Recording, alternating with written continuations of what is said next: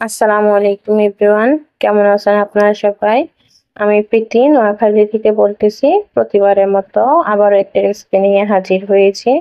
আজকের রেসিপি হয়েছে দুন্দুল আলু দিয়ে দেশি শোল মাছের ঝোল। তো আশা করি রেসিপিটি ভালো লাগবে। রেসিপিটি ভালো লাগলে প্লিজ লাইক করবেন, শেয়ার করবেন এবং আমার চ্যানেলটি সাবস্ক্রাইব করবেন এবং ফ্রেন্ড এবং ফ্যামিলির সাথে শেয়ার করবেন। প্রথমে মাছগুলো ধুয়ে নিয়েছি। এখানে নিয়েছি একটা শোল মাছ ছোট সাইজের, আর 3টা পাবদা মাছ এবং দুন্দুল স্লাইস করে কেটে নিয়েছি এবং আলু দুন্দুলের সাথে একদম পাতলা পাতলা করে স্লাইস করে কেটে নিয়েছি। তো মাছগুলোতে প্রথমে আমি লবণ হলুদ মাখিয়ে নিচ্ছি। লবণ হলুদ মাখিয়ে মাছগুলো আমি ভাজতে দেব। তো আমি নতুন ইউটিউবে এসেছি, সবার সাপোর্ট এবং ভালোবাসা আশা করছি সবাই দয়া করে সাপোর্ট করবেন, যেন নতুন ভিডিও নিয়ে আসতে পারি আবারও, যেন উৎসাহ পাই। যেমনই হোক কমেন্টে জানাবেন। তারপরে মাছগুলো লবণ হলুদ মেখে আমি মাছগুলো ভাজি করার জন্য দিয়ে দিয়েছি। তো আস্তে আস্তে মাছ যখন আপনি ভাজি করবেন, এখানে পাবদা মাছ আছে, তো পাবদা মাছ লো হিটে ভাজতে হয়, নয়তোবা মাছ থেকে তেল ছিটকে গায়ে পড়ে ফোসকা ফুটে যাওয়ার সম্ভাবনা থেকে যায়। তাই পাবদা মাছ খুব লো হিটে ভাজতে হয়। তো আমি মাছগুলোকে আস্তে আস্তে লো হিটে ভেজে উল্টে পাল্টে নিচ্ছি।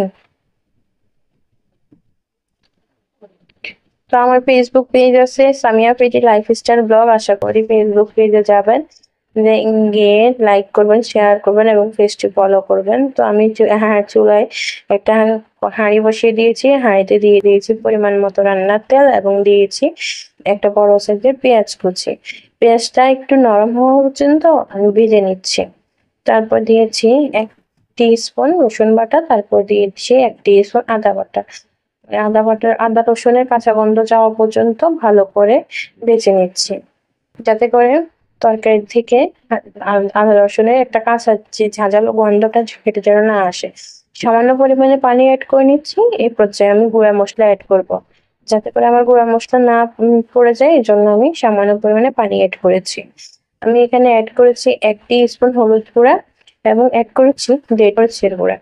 আজকে আমি যে রান্নাটা করতেছি ওই রান্নাটা আমি 1 কেজি দুন্দুলের জন্য রান্না করতেছি। আপনারা চাইলে এই পরিমাণে সবকিছু ব্যবহার করতে পারবেন। তারপর দিয়ে দিয়েছি 1 টিস্পুন লবণ। লবণ যে যার স্বাদ মতো দেবে। আমি 1 কেজির জন্য 1 টিস্পুন লবণ দিয়েছি এবং 2টা আলু নিয়েছি। এটা একদম পারফেক্ট লবণ। তারপরে আমি মশলাগুলো একটু ভালো করে ভেজে নিয়েছি। এখন সামান্য পরিমাণে পানি অ্যাড করব, যাতে করে আমার মশলাগুলো না পুড়ে যায়। সামান্য পরিমাণে পানি অ্যাড করছি এবং পানি খুবই সামান্য পরিমাণে দিয়েছি, যাতে করে মশলাটা না পুড়ে যায় এবং পানির সাথে সাথে ফুটে উঠেছে। এখন আমি দিয়ে দিচ্ছি পরিষ্কার করে ধুয়ে রাখা দুন্দুল এবং আলু। দুন্দুল আলুগুলো দিয়ে দিচ্ছি, দিয়ে ভালো করে মশলার সাথে আমি দুন্দুল আলুগুলো মিক্স করে দিব।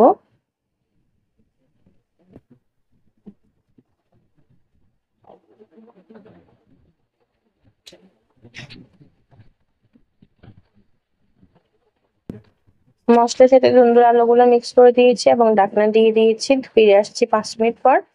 5 মিনিট দেখছি দুন্দুল থেকে প্রায় অনেকটা পানি ছেড়ে দিয়েছে। আমি কিন্তু খুবই সামান্য পরিমাণে পানি দিয়েছি, যাতে মশলাটা না পুড়ে যায়, কিন্তু এখন অনেক পানি এসেছে। আপনাদের প্রশ্ন হয়তো হতে পারে এত অল্প পানিতে এত পানি কেন হলো?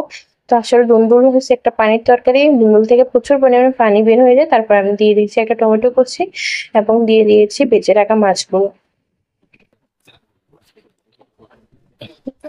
আর দুন্দুলটা খুব তাড়াতাড়ি সিদ্ধ হয়, এই তরকারিটা খুব তাড়াতাড়ি দ্রুত হয়ে যায়, খুব সময় নেয় না।